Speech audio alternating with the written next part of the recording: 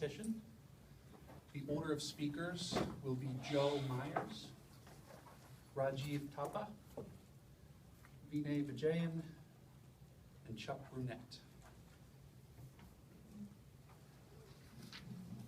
Our first speaker is Joe Myers, winning second. Winning second, Joe Myers.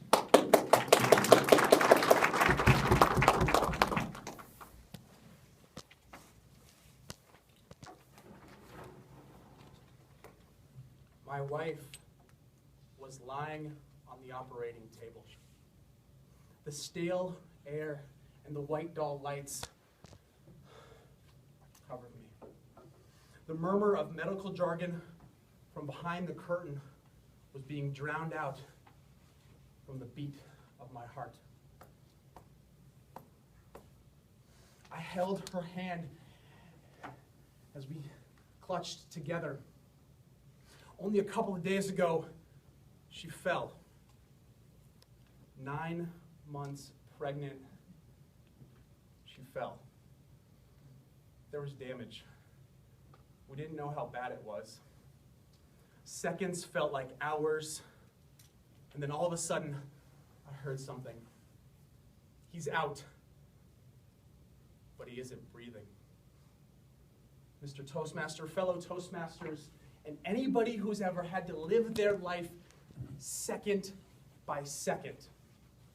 Each day, we have 86,400 seconds to define our future. These precious diamonds slip through our fingers each and every day. As a far younger, dumber, naive boy, I would let vaults full of seconds sweep me by. As we all are, I was faced with 100 decisions, 100 opportunities. Friends, family, work, grades, school.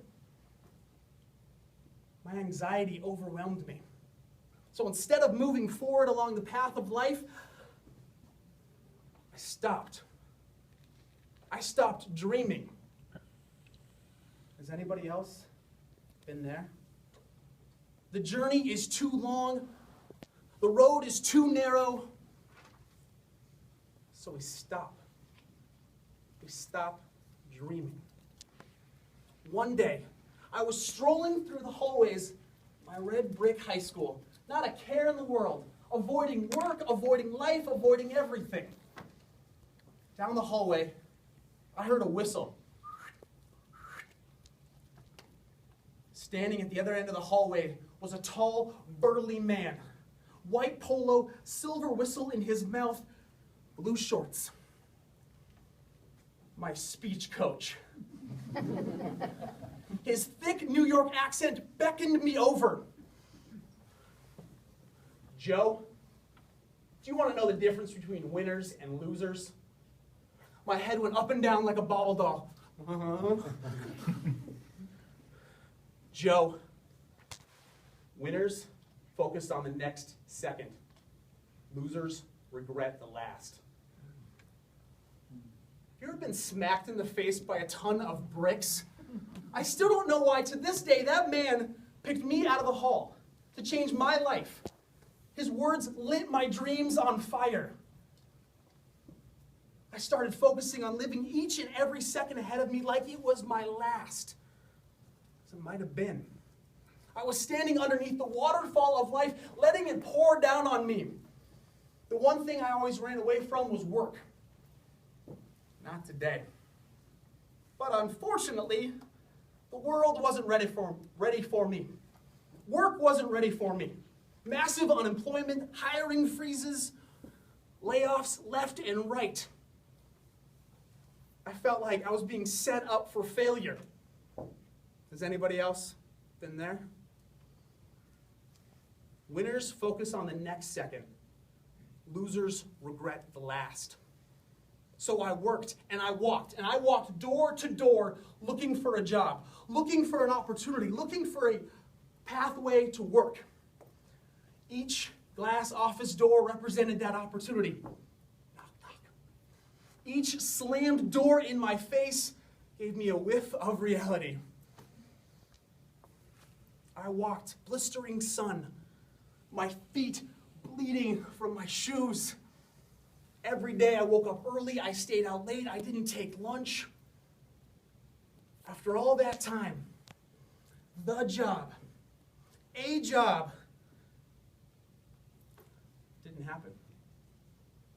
I thought just because I'm in the race, I should win. Have you ever been smacked across the face with a ton of bricks? Wake-up calls happen when you are fast asleep or dreaming with your eyes wide open. Even though I was failing left and right, the words of my coach still echoed in my ears. Winners focus on the next second. Losers regret the last. Even though I was losing, I was still in the race. I wasn't wasting those precious seconds. They weren't slipping through my fingers. Each day, I would embrace life. Each second, I would capture life. And then one day, I realized without somebody next to me, I would always be missing something. One day, I saw her. My head went up and down like a bobblehead. 1 second, we were strangers. The next, we were more. Yeah, I failed. But I was holding on to each precious second this time. 1 second, we were just two people. The next, we were man and wife.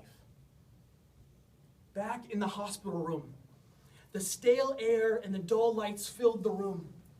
The doctors gently took my son, who had purple feet and purple hands, over to a table. They warmed him up. Still no crying, no breathing. Each second felt like an hour. I didn't want to let this precious moment slip through my fingers. I held my son's limp hand.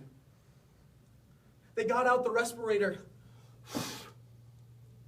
Silence. Silence. He was alive. He was healthy. When my son grows big and strong, I will tell him to embrace life, but to hold on to those precious seconds. Each second, we have an opportunity to change our life. Winners focus on the next.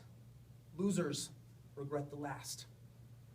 My life's future and yours is only 1 second away.